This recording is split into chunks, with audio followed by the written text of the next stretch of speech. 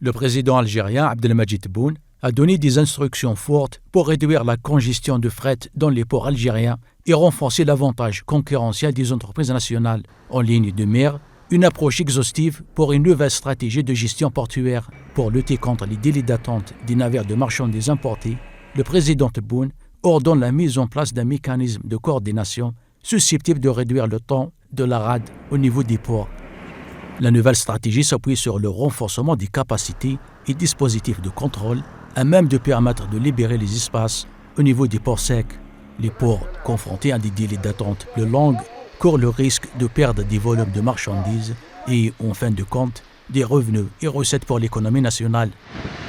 Actuellement, effectivement, il faut un management spécialement pour les ports algériens de façon à réduire le coût justement les coûts qui sont liés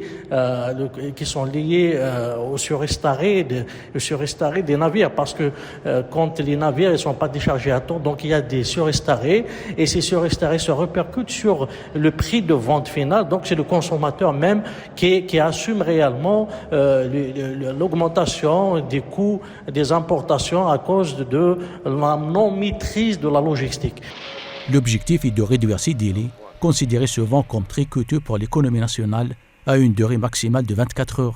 Toutes ces questions-là doivent être abordées d'une manière globale, avec une stratégie intégrée et intersectorielle pour y aller vers la performance et y aller vers cet objectif qui est fixé par le président de la République, donc de ne pas dépasser les 24 heures après l'accostement et le déchargement de la marchandise.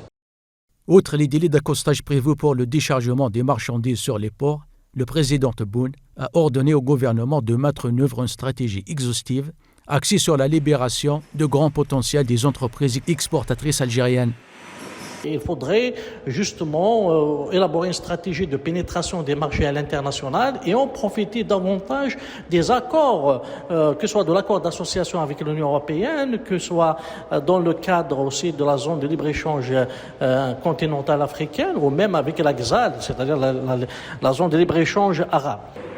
Selon le dernier rapport de suivi de l'économie algérienne émis par la Banque mondiale, la croissance économique a atteint 4,1% en 2023. Une croissance alimentée notamment par les secteurs de l'industrie, la construction, les services, ainsi que le secteur des hydrocarbures.